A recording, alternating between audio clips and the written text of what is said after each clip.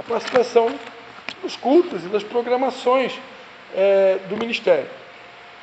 Os cultos são a porta de entrada da igreja.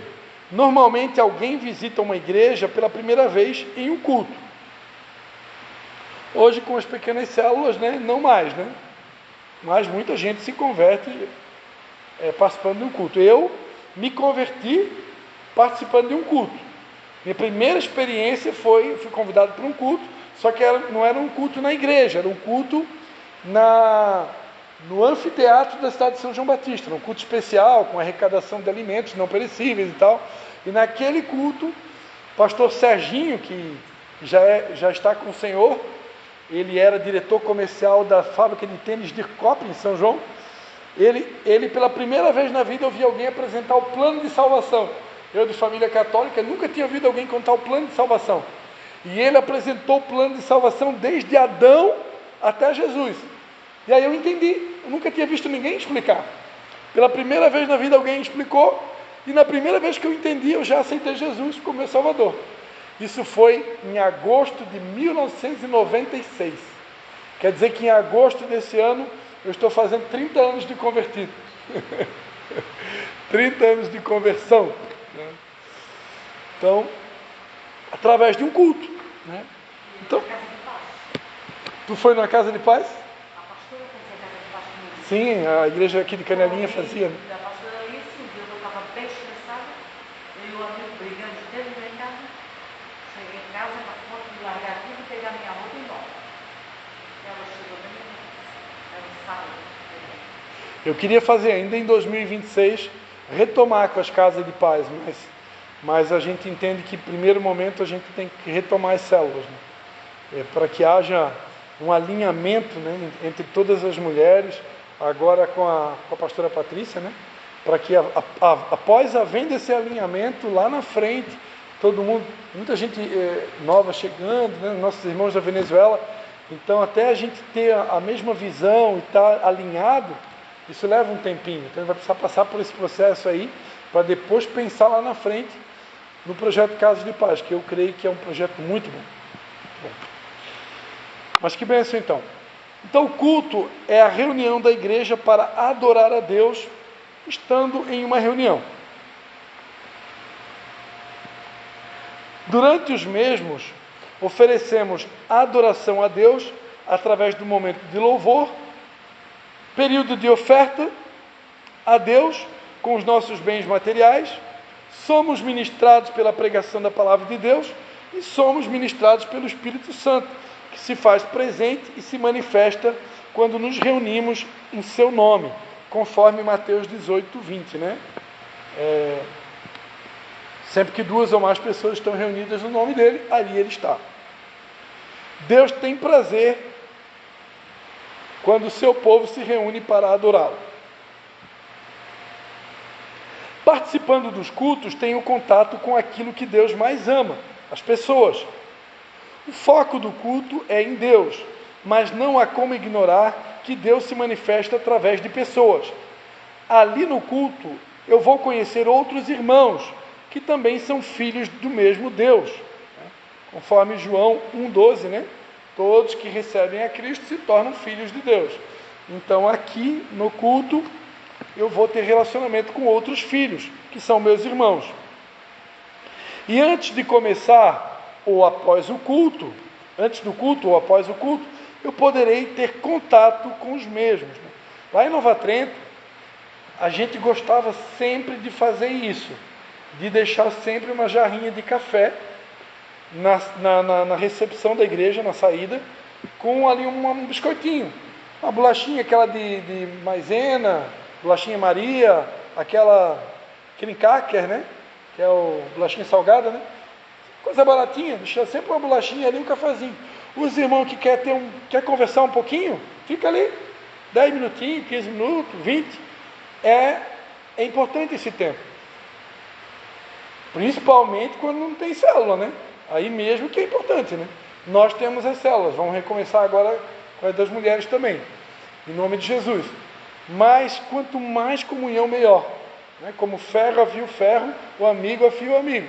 Então, se os irmãos no futuro acharem interessante, a gente deixa ali, ó.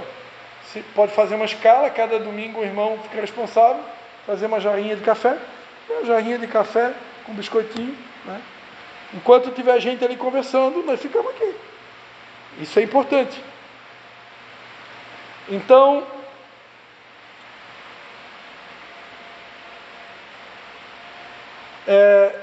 nesse período eu ainda estou sendo ministrado, né, durante o culto, pela música, onde é cantada a palavra de Deus.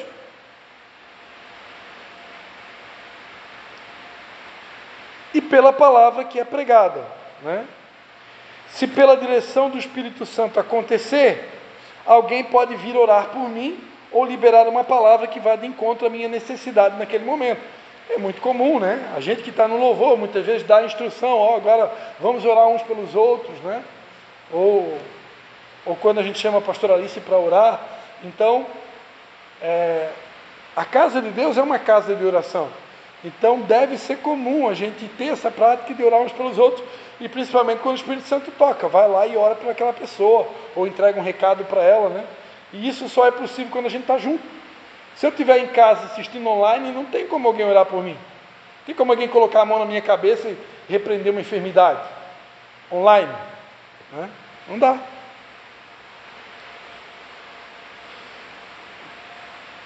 Então, por isso, o culto não deve ser apenas a nossa porta de entrada na igreja, mas devemos aplicar uma certa disciplina para podermos estar sempre presentes.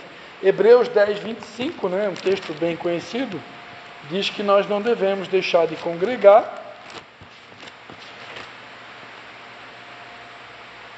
como é costume de alguns, mas admoestemo-nos uns aos outros, tanto mais quanto vedes que vai se aproximando aquele dia.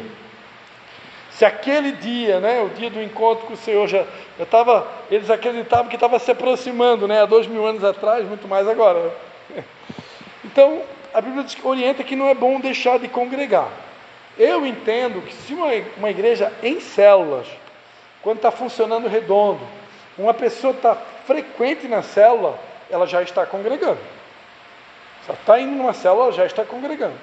Agora, nós entendemos que que o ideal é que ela participe da célula e do culto, né? Principalmente porque o culto de ceia, por exemplo, é um culto que não dá para perder, né? A ceia foi uma ordenança de Jesus, né? Então, se a pessoa não vem no culto, ela fica sem a ceia, né? E é importante, Jesus disse que era para fazer em memória dele, né? Então, o ideal é participar dos dois, só que nós não podemos daqui a pouco tratar mal, ou desprezar, ou menosprezar uma pessoa que, por exemplo, por um determinado momento ela está indo só na célula, ela está sendo ganha ainda, não passou por um pré-encontro ainda, não passou por um encontro, ela se sente bem ali na célula, deixa ela ali. Você pode até fazer um convite para ela vir no culto, mas obrigar não.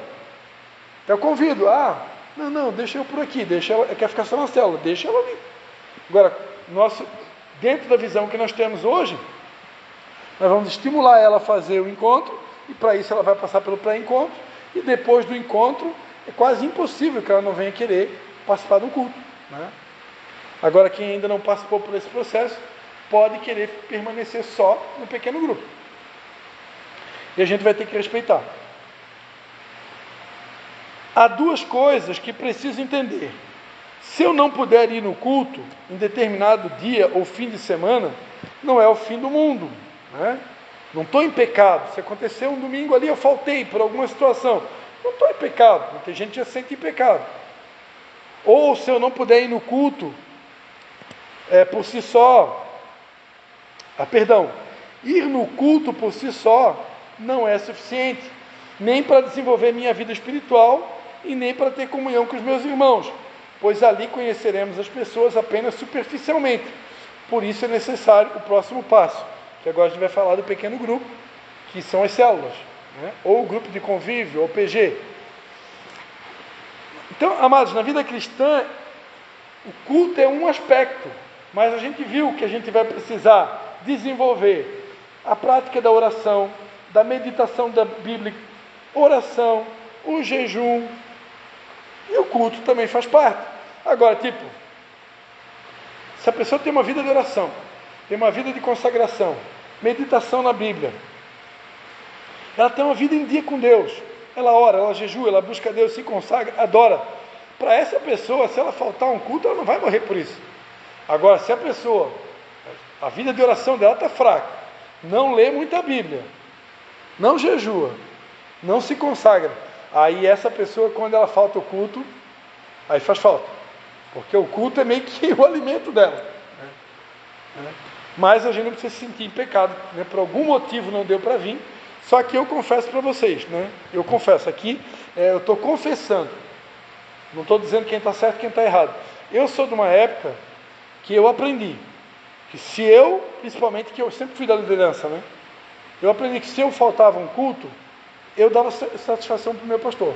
Então eu ligava, ou mandava uma mensagem: pastor, ó, por esse motivo, hoje não irei no culto. Desde que eu me converti, olha, se eu faltei um culto, dá para contar nos dedos, eu nunca faltei culto, nunca faltei. Eu teve um período que a gente mudou de cobertura espiritual, aí naquele período a gente estava namorando outro ministério. Quando alguém sai de um ministério para o outro, né? Aí naquele período ali a gente fica, né? Um tempo ali namorando, aí pode acontecer um domingo de tu não ir no culto, porque tu está numa fase de intermediário. Aí isso eu já passei por isso. Mas a partir do momento que eu comecei a congregar num lugar, olha, né, foi muito raro em algum momento ter faltado. E às vezes que eu precisei faltar, eu sempre comunicava ao pastor, né? Mas foi muito raro, né? Mas hoje as pessoas faltam e não dão satisfação, né? Então, não estou dizendo aqui quem está certo e está errado, eu só estou dizendo para vocês que eu sou dessa época. Eu acho legal, eu acho uma honra, né? Não estou cobrando isso de vocês, não estou dizendo que tem que ser assim, mas eu acho uma honra. Quando um discípulo falta, ele pelo menos comunica, né? A Leinha, por exemplo, a Leia, que é a nossa discípula lá de Nova Trento, né? Até os dias de hoje, quando ela vai fazer uma visita numa outra igreja, ela manda mensagem: pastor, hoje eu estou indo visitar outra igreja, está na bênção? Vai na bênção. Ela sabe que ela tem liberdade, mas ela faz questão de avisar. Então eu acho bonito isso, né? Nunca obriguei isso de ninguém, mas ela faz, e eu acho legal, né? Então passo número 2, que vão ajudar a fortalecer a comunhão, que é a célula, participar de um pequeno grupo, de um ministério, ou de um PG, ou também grupo de convívio. Para buscar um relacionamento mais profundo com as pessoas, é preciso passar tempo com elas. Só é possível ter relacionamento com quem eu me disponho a conhecer. Deus quer que seus filhos se amem e vivam em união.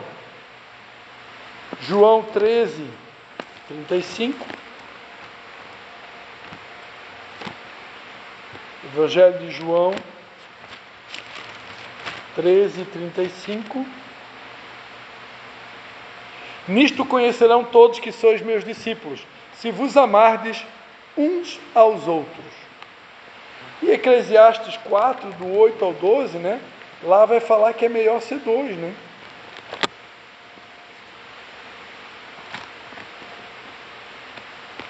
Melhor é serem 2 do que 1, porque tem melhor paga no seu trabalho. Se um cair, o outro levanta seu companheiro. Mas ai do que estiver só, pois caindo não haverá quem o levante. Também se 2 dormirem juntos, eles se aquentarão, mas um só como se aquentará? Se alguém quiser prevalecer contra um, os 2 lhe resistirão. O cordão de 3 dobras não se quebra tão depressa. Então, durante muito tempo, a gente lia esse texto aqui, é muito usado para casais, né, para casamento. É melhor ter um parceiro, é melhor ter uma companhia. Mas hoje eu sei que esse texto aqui não está falando só de casamento, está falando que é melhor ter alguém por perto. E a pastora Alice, ela decidiu, é viúva? Solteira, né? Ela decidiu permanecer nessa condição, né? Porém, ela mora junto com a mãe dela, então ela não está sozinha, ela tem uma companhia, né? Então a Bíblia diz que é melhor ter uma companhia. Se vai ser um marido, se vai ser um filho, se vai ser uma mãe, não importa, o importante é que tenha uma companhia. Claro, serve para o casamento? Serve, né? É bom ter um companheiro. Então, a Bíblia está o tempo todo falando que é importante estar junto. Estar junto de alguém, não viver isolado, não viver separado. Nunca foi a vontade de Deus que o homem viva só. Né? Gênesis 2,18, né? Não é bom que o homem viva só. No caso do Ministério Mevan, que esse material aqui é do Ministério Mevan, né?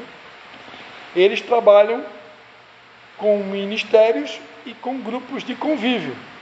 Ministério na igreja, o que é o ministério? Ministério de dança, ministério de teatro, ministério de louvor, ministério de intercessão, ministério infantil. Quando a pessoa faz parte do ministério, ali ela vai ter comunhão com as pessoas daquele ministério. A pastora Alice tem liberdade para fazer durante o ano de 2026 um seminário de intercessão, um seminário de oração, um seminário de batalha espiritual, alguma coisa para chamar mais pessoas para o ministério. Tem liberdade, né? E aí ela vai montar lá um horário que ela vai reunir com essas pessoas. E isso vai ter a comunhão com aquele grupo, é um ministério, né? Então, no caso do Ministério Mevan, eles trabalham com ministérios e com grupos de convívio. Por mais que queiramos, não conseguimos ter relacionamentos verdadeiros com todas as pessoas, né? Uma igreja grande, por exemplo, com 2.000 pessoas, 5.000 pessoas, 10.000 pessoas, uma igreja grande, como que tu vai ter comunhão com todo mundo? Não tem como, é muita gente. Então o grupo de convívio, o pequeno grupo, a célula, ele é bom porque ele vai dar a liberdade de eu ter um líder sobre a minha vida, onde eu vou poder me abrir com ele, me aconselhar, receber oração, ter relacionamento com aquelas pessoas, e isso é importantíssimo. Então, para isso existem os pequenos grupos, também chamado, né, de grupo caseiro, grupo de multiplicação, né, grupo familiar, que acontecem nos lares em grupos de até 20 pessoas, aqui eles colocam, né? Eu já fiz célula até com mais de 30 já.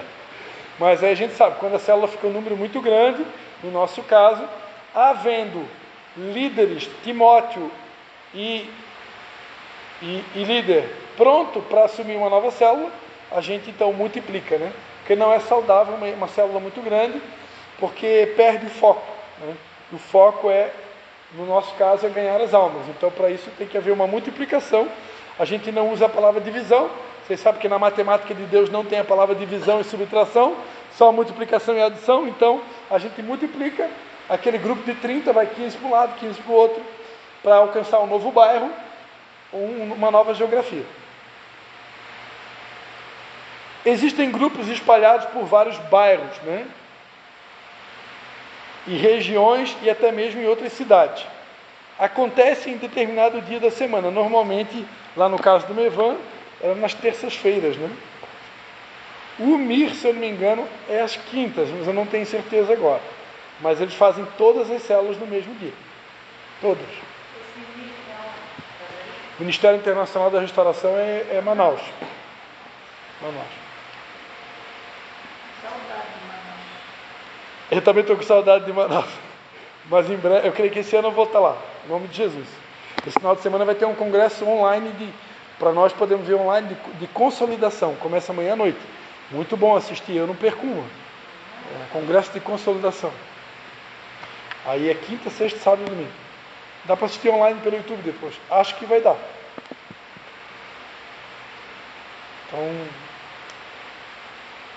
Então, no pequeno grupo há um espaço para compartilhar experiências, orar uns pelos outros, conversar, louvar e aprender juntos. E muito mais, né? Como, por exemplo, cumprir o ID, ganhar as almas para Jesus, no evangelismo, né? Para saber o quanto é edificante participar de um pequeno grupo, de uma célula, apenas visitando um perto da sua casa ou passando a frequentar. No informativo do Ministério, eles têm lá os endereços de todos os grupos, né? Eu creio que o Ministério Internacional da Restauração, no informativo, que eles também têm um informativo digital, né? Ali também deve ter os endereços dos pequenos grupos das células, né? Também são conhecidos como ministérios de apacentamento.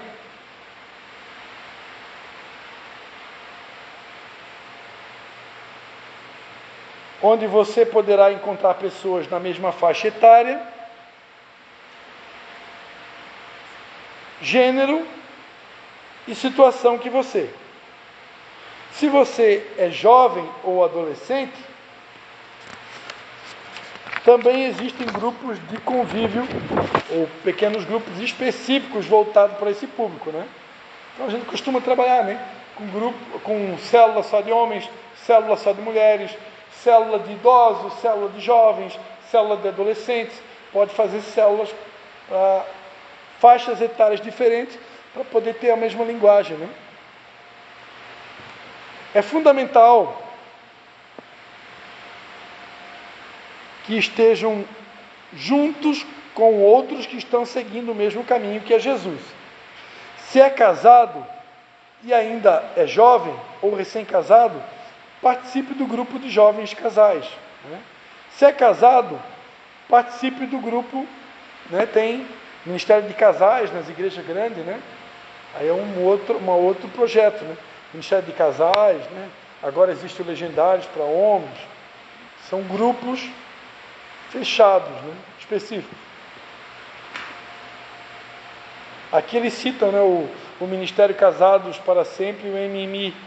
Nós não temos aqui, né? E também eles têm lá o Paz para Toda a Vida. Temos também ministério, lá no caso eles têm Ministério de Homens, de Mulheres, de Crianças e de Jovens, né? E muitos outros que você estará conhecendo mais profundamente. O foco é entender que para se relacionar com outros irmãos, preciso ir além dos cultos. Há pessoas que Deus irá colocar em sua vida que irão lhe ajudar a cumprir o propósito de Deus. Então, nesses pequenos grupos, a gente vai conhecer pessoas, né?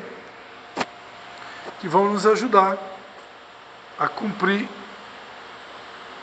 o propósito.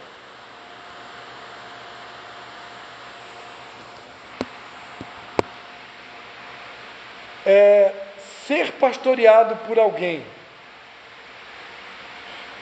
Ser pastoreado por alguém. No mundo vivíamos de maneira anárquica, talvez. Cada um levava a sua vida como bem queria. Em Juízes 17, versículo 6, a palavra fala no tempo dos juízes, né?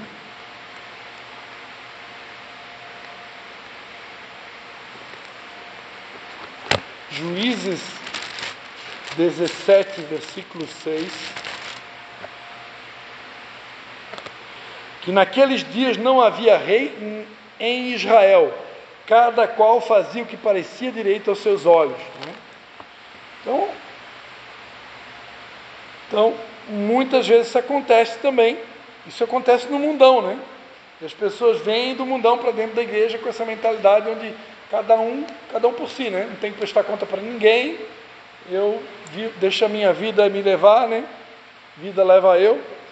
E isso trouxe consequências ruins para a nossa vida, né? De ser independente, de viver de uma maneira anárquica, né? Achar que não precisa prestar conta com ninguém. Perdemos a referência de autoridade e paternidade. O reino de Deus é organizado e Deus reconhece a autoridade humana, conforme Romanos 13:1, né? Diz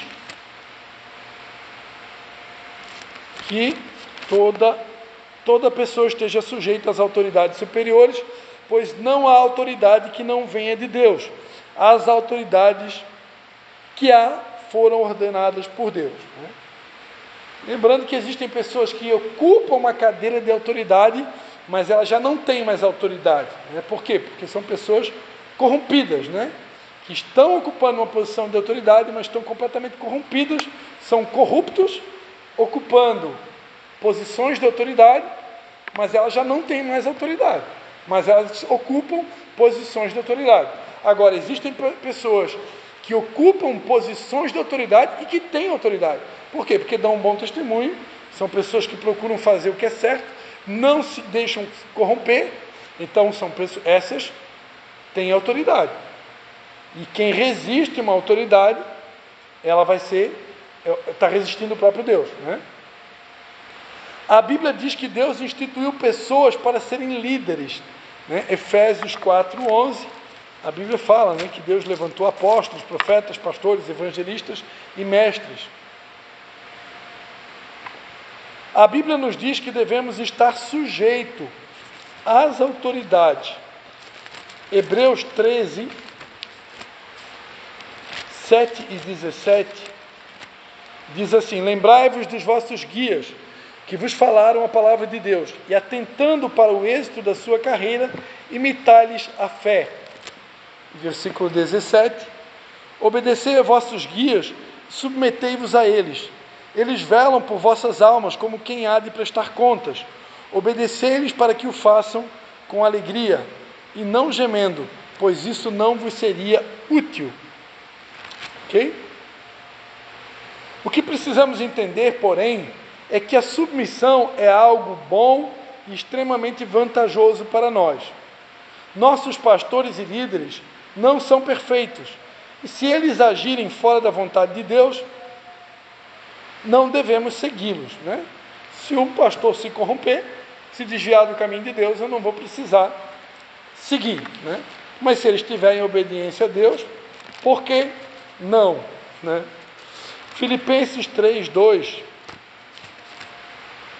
diz assim: acautelai-vos dos cães, acautelai-vos dos maus obreiros, acautelai-vos da falsa circuncisão. E Gálatas 1:8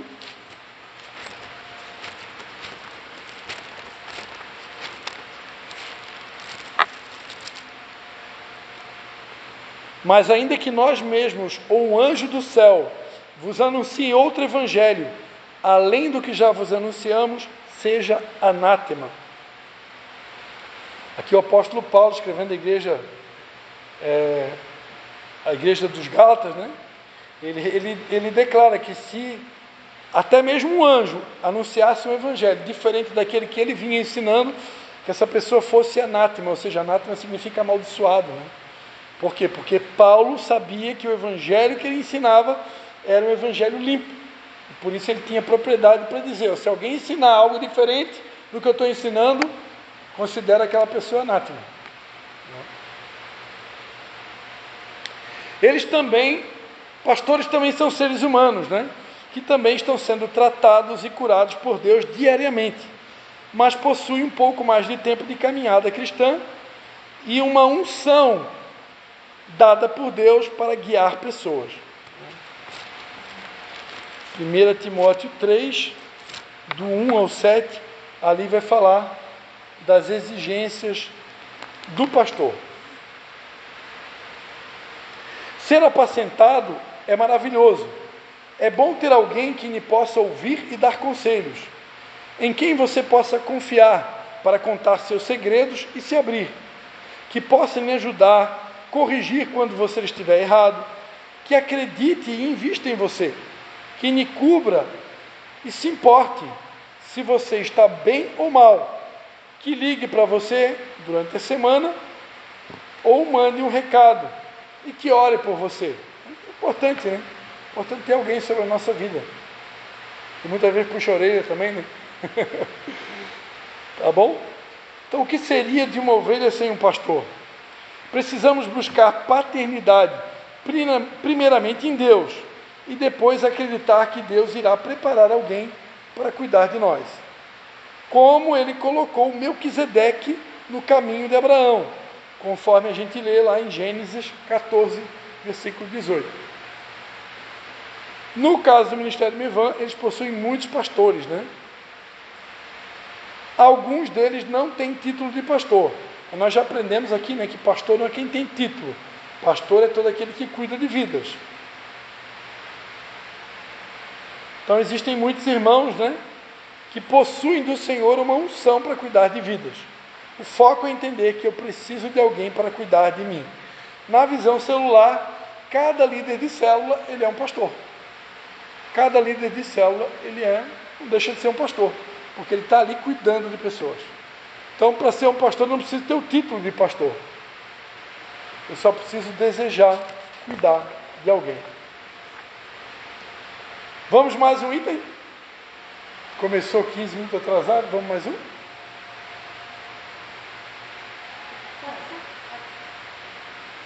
prática do amor. Aí a gente encerra o item 2, né? Praticar o amor. Eu já solicitei uma carona que está vindo aí, meu próprio pai. Vai chegar às 9h15. Vai vir. Praticar o amor. Andar em comunhão me tira de minha natureza egoísta e me leva a andar como Jesus andou. Ou seja, andar em amor. O amor é o principal mandamento. O amor ágape possui características que só podemos desenvolver em Deus andando em comunhão. 1 Coríntios 13, né? Ali vai dizer, né? Que ainda que eu falasse a língua dos homens e dos anjos e não tivesse amor, seria como metal que soa ou como sino que tine. Ainda que eu tivesse o dom de profecia, conhecesse todos os mistérios e toda a ciência, e ainda que eu tivesse toda a fé de maneira tal que transportasse os montes e não tivesse amor, nada seria. E ainda que eu distribuísse toda a minha fortuna para o sustento dos pobres, e ainda que entregasse o meu corpo para ser queimado e não tivesse amor, nada disso me aproveitaria. O amor é paciente, é benigno, o amor não sente inveja, não se vangloria, não se ensoberbece, não se porta inconvenientemente, não busca seus próprios interesses, não se irrita, não suspeita mal, o amor não se alegra com a injustiça, mas se regozija com a verdade, o amor tudo sofre, tudo crê, tudo espera, tudo suporta, o amor nunca falha. O amor ele não é teórico e também não é um sentimento. O amor ele é prático, né? A fé sem obras é morta, né? Então amor sem prática não existe, né? O amor ele é prático. Ele parte de uma decisão de amar. Nós já aprendemos que amar é uma decisão. Não tem opção, amar é mandamento, né? É uma decisão que nos leva a atitudes de amor. A Bíblia enumera diversas atitudes que devemos praticar uns aos outros em amor. Número 1, amem-se uns aos outros. João 13:34. Aceitem-se uns aos outros. Romanos 15:73. Saúdem-se uns aos outros. 1 Coríntios 16:20. Tenham igual cuidado uns pelos outros. 1 Coríntios 12:24-25. Sujeitem-se uns aos outros. Efésios 5:18-21. Suportem-se uns aos outros. Efésios 4, do 1 ao 3. Mandamentos que protegem o corpo contra a poluição e infecção. Não tenham inveja uns dos outros.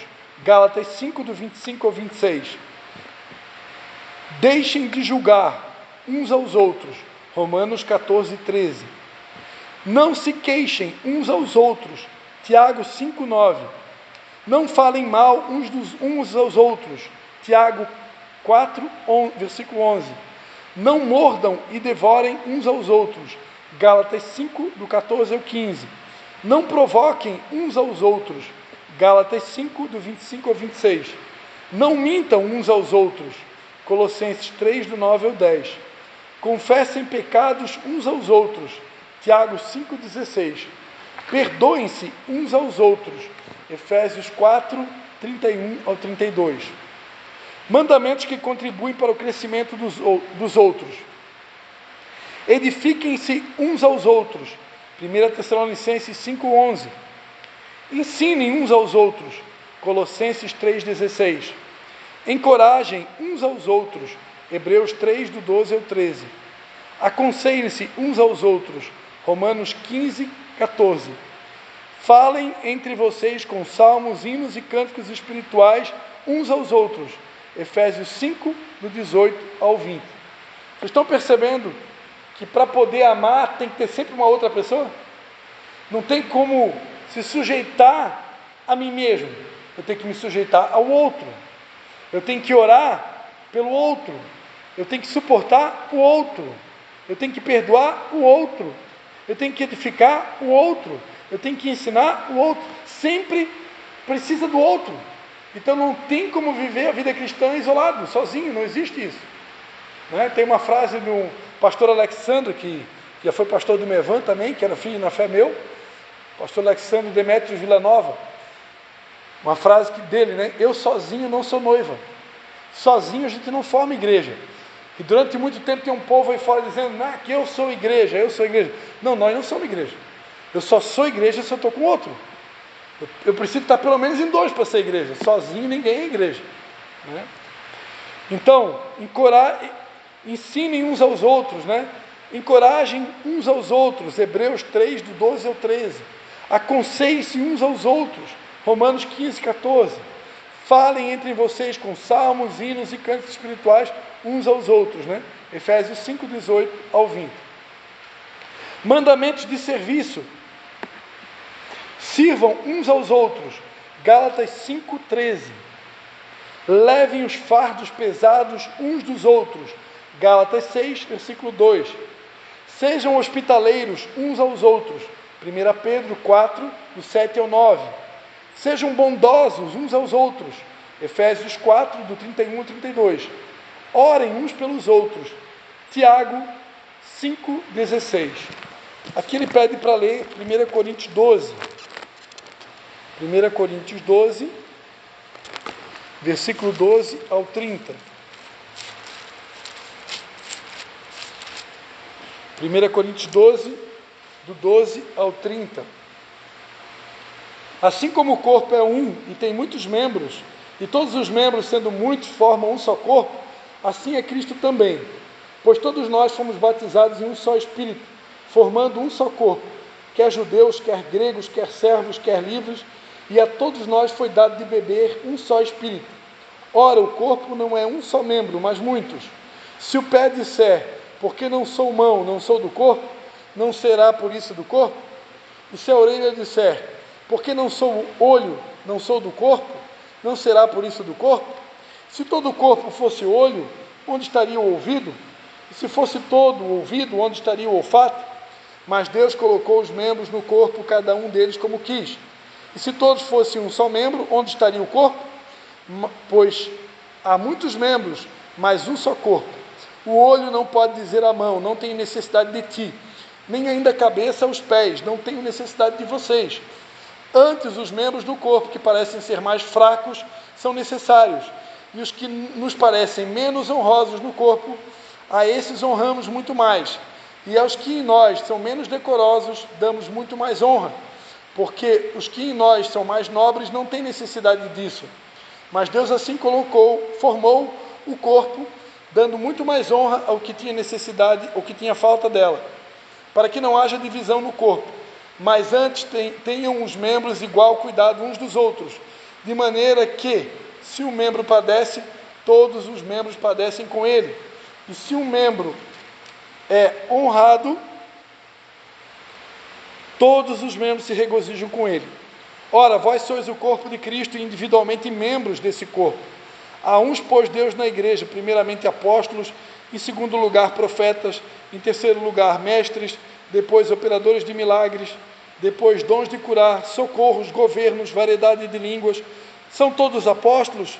São todos profetas? São todos mestres? São todos operadores de milagres? Têm todos o dom de curar? Falam todos em outras línguas? Interpretam-nos todos? Ponto de interrogação. Então, aqui a descrição do corpo de Cristo, né? Para entender sobre amor, é importante estudar com calma a primeira carta de João. Isso pode ficar de tarefa para casa, né? Leia a primeira carta de João. Ali vai dizer, né? Aquele que odeia seu irmão está em trevas, né? 1 João 2, do 9 ao 11, né?